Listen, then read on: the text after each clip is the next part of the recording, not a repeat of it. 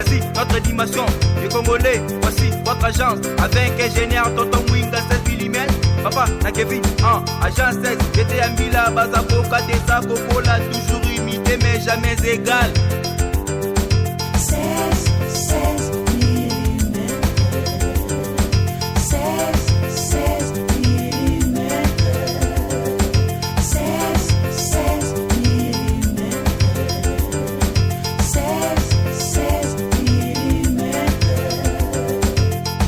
Réalisation, clip vidéo, théâtre et cinéma, publicité, documentaire, magazine, reportage mariage, reportage d'aide et émission. 16 mm. 16 mm. Moi, je cherche de matin. Moi, je cherche de matin. Mais, c'est qu'il y a un esprit. Donc, il y a un esprit. Le moment où c'est l'esprit qui non, il faut tout le temps. Là, il y a toujours des exceptions. Par exemple, dès que il y a une sécurité normale, la conception de bien ne fonctionne. Pour le bas, jouer dans le monde, parce que ça, comme on a commencé à dire, la journaliste, à jouer, ok, on est vérifié. Mais tant que maintenant, on a la et son interview par rapport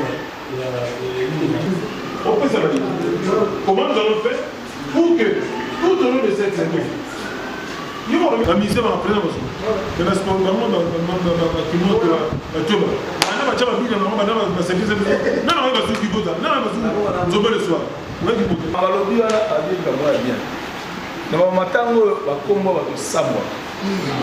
Na yebi ndenge likaponga na tala kala musika oya mama lenga mokonde na lingaki ezala renyo odayo yebite to soda ngana renyo ezali papa toza na biso na parlement awate biso banse ba père na biso banse je ba pona yo o défendre bango et comment na mon naturel zoka famille mama le s'il te plaît proposer bango ba non. Parce que la communauté d'organisation fait non eza. Au proposé bango, ce famille ndimi batouana. Au vu que tout réunion peut-être au coup de lobby à la soir. Toya. Voilà c'est organisation biso yamo. L'une de connaît l'autre que la ministre était, l'autre que la mutuelle, l'autre que la mutuelle. Oponi batu papa tous ça na biso na parlement até. S'il te plaît. Ok. On a un peu de idée, ça fait. Quand on a un bourgmestre, il est mauvais à bouer. Donc, si on a un bourgmestre, ce qui est moyen d'aller, va te livre condoléances de la commune à Lemba. L'autorité ne se bat pas que non. Maintenant, on a oublié ce moment que non, le cas on a payé la commune bouée. A tikima message de condoléances pour la cas de maman malade. Donc, c'est un quoi on va tchakuna, donc la photo na elle, la roll-up, et voilà. Na kiti mwa bien ba mbeli lango na photo malais mutunyo surtout o a la temps avant de ba enterrer malais a o sala ga a il faut quelque chose à dire la confiance je crois que le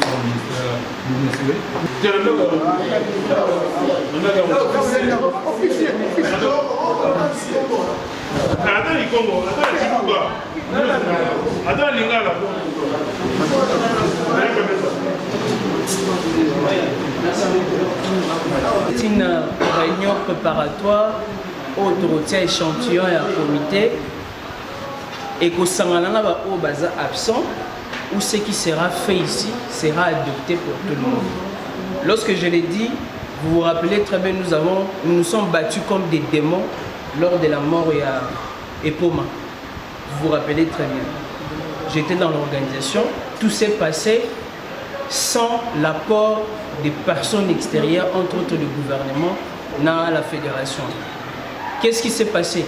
La famille avait une position et de l'autre côté, il y avait une autre position qui a totalement chambardé les choses. Au regard de ce qui s'est passé, la dernière intervention sur Molière, je vais juste poser cette question clairement.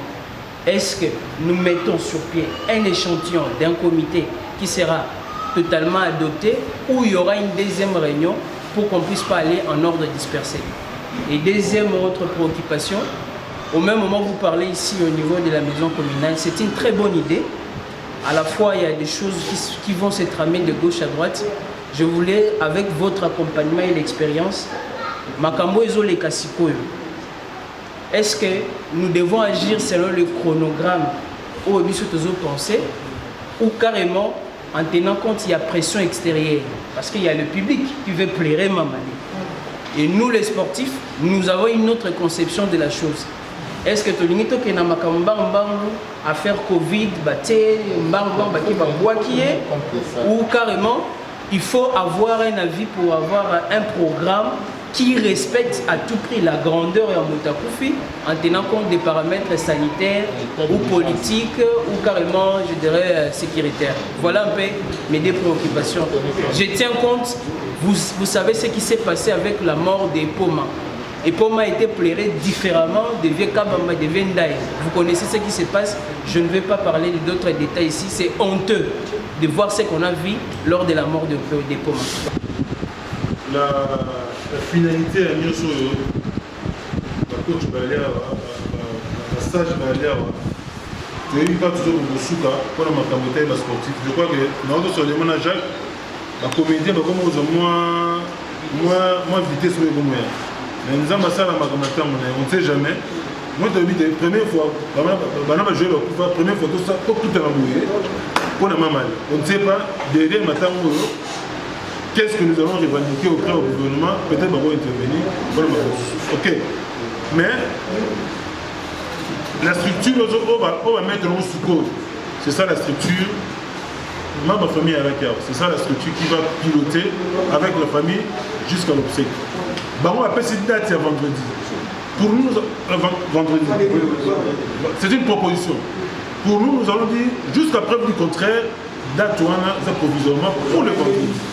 En attendant que nous, le peuple n'a dit que non, on a besoin du gouvernement, la fédération, et puis le club va intervenir. Comme ça, on va faire le gouvernement, on va aller avec tout. On doit aller avoir la maison communale. Et là, nous allons représenter la République. Donc, ce que nous mettons ça, les dossiers qui a fini ça à la réunion, c'est que nous aussi, directement, comme il a dit, bon, qu'il y a un ça. Et il sait pourquoi et puis les autorités vont voir. Bayebi penza bangote donc choué ba kopesa ngo yo moko yebi ba to ku baza opeza basala ba face o basala ba face minene Jacques qui peut ba ki otambo la bateau ba yeba ni penza te na ba na membre de ce gouvernement on a dû avec tout le respect faut donc ba pour ba tia bien ni ka ba mo de l'Oniwana ba ko banga te mais bakokanisa bamwa ba nostalgie peut-être okosalisa biso vite. Peut-être vous avez quitté, on était avec la famille. La famille s'est mise en contact avec DSMP. Donc ce qui est vrai, DSMP à Saint-Dimanche qu'on soit à charge. Obsèque nous surtout. On a répondu un peu à la question. Pardon, c'est ça. Non, on a répondu par rapport à la question qui est. Bande qu'on a vu sur Congolais, au moins biso so sangani awa, ba sportif, ba joueur, ba entraîneur, ba o ba beta na mamale meka Zorino o atika ki biso. To sili okutana. Na ba idée no to pesi biso nyonso. To zui to proposer boye. Ba on ba lobi mamale certes a beta na ba équipe belé. Beta na balezas, a beta na mateta kalamu darisle motema pembe. A beta na mazembe, a beta na lima, a kenya na mikili mususu. La Brazza partout même à la beta. Mais to lobi boye, mamala beta une équipe nationale surtout. Ba lobi boye gouvernement congolais. Oui, quand même le président de la République, Félix Antoine Tshisekedi, le membre du gouvernement, l'autorité n'y sont en boca, la joie du Kambuko, soit on a tout pour mamalé avec honneur. Nous tous sommes à aider mamalé. Zorino, nous avons bêta balé à la Kambuka. Nous avons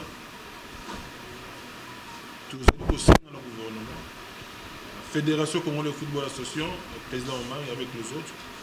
dirigeant nyonso surtout ya football oyo bayeba mamale oyo badirige te maintenant oyo bamoni ndenge abeta tosangisa maboko et puis toza na corps ya famille toyaki biso nyonso mpe na famille awa famille apesi oyo aye proposition mpe tosengi mpe merci na gouvernement à travers le ministre ya santé ndenge intervenaki mpona corps ya mamale elongwa na futele Saint-Joseph mpona ekende na cinquantenaire tosengi vraiment na nzela wana tokunda ndeko na biso na limemia na esengo parce que non seulement mamale atiki biso na pasi mais mamale atiki kombo na kati ya mboka oyo kombo na kati ya Afrique na oyo aselaki kosala donc nzambe azala na biso po ete makambo oyo tobandi lelo ekende ntina suka mpona tokunda mamale avec les honneurs te remercier mpe na bandeko na biso bajournaliste oyo baye lelo koparticipe na biso na oyo etali bapréparatif ya organisation ya obsèque ya mamale.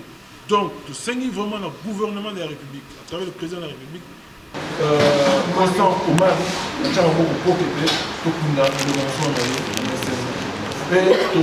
de petit merci à mon commune de Jansaka pour la opportunité. Il y a aussi la République a péci accord parce que réunion de Salami, la maison communale, la commune, il y a donc c'est que la République a donné son accord pour que Mamale soit intégré avec dignité et surtout aussi avec le gouverneur de la ville. Je crois que nous sommes les Mamale. Merci. Merci. Ma question. Vous avez première réunion, tu veux éviter ce que c'est une réunion paysanne.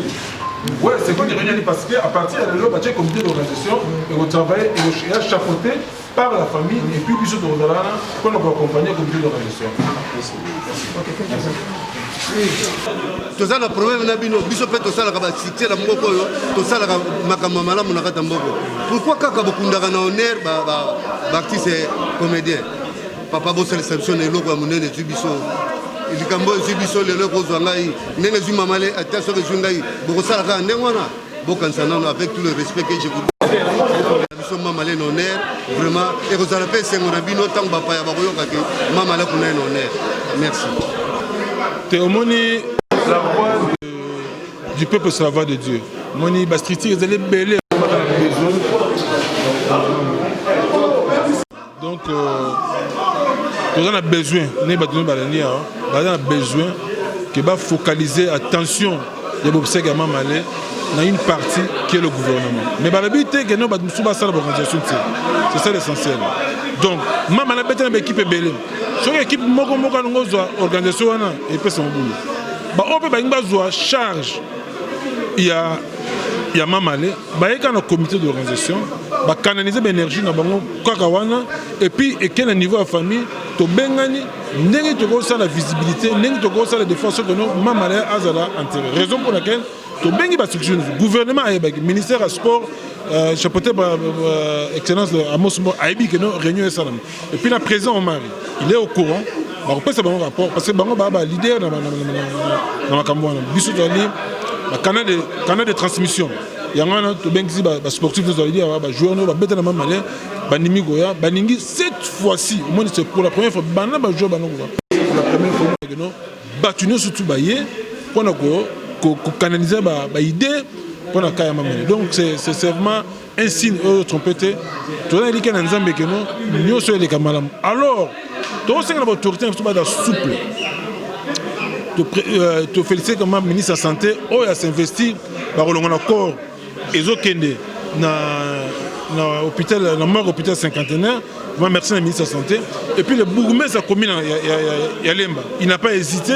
Il a fait place, tout ça, la réunion pour l'obsèque à Mamalé. Cela veut dire quoi?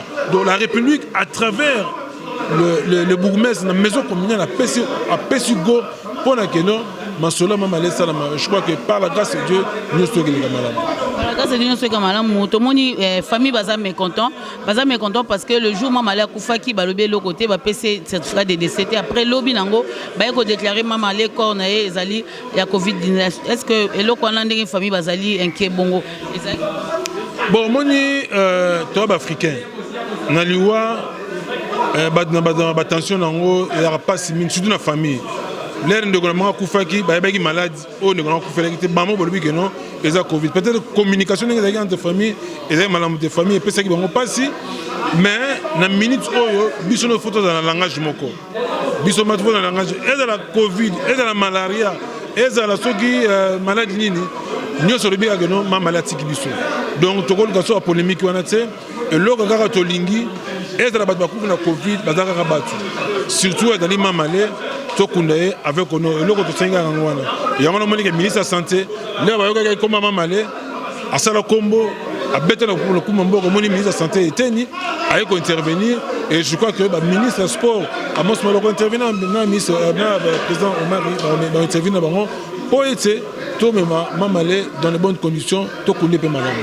Retenir moi quelques questions souka lelo to moni eza une première mais gouvernement to éviter soit une famille ou gouvernement balbi corps et bima vendredi est-ce que lelo na vendredi bangba l'examen maleka ndenge ba négliger na bo moiti na kufa ba keneka te ezali proposition soki famille abigéon vendredi mais bino moyoki famille a bien la moyen te ba moyen zo uta pa bato bazo proposer bazo promettre ba biso to kopesa rapport ndenge to linga ba kuna mamala gouvernement mutaroloba na ba partenaire bazo linga ba ya siko to yoka na bango ndenge esengeli ya okuna mamala non seulement okuna mamala ni balobi mamala tiki famille atiki mwasi atiki bana vous comprenez donc je crois que le qu'on a peut faire là est-ce que batouana bazo nga ba en charge ya likambo est-ce que ba na donne il y a quelque chose dans la famille donc c'est ça donc batouana okende na bango to kuna mama le to okende biso batu to okende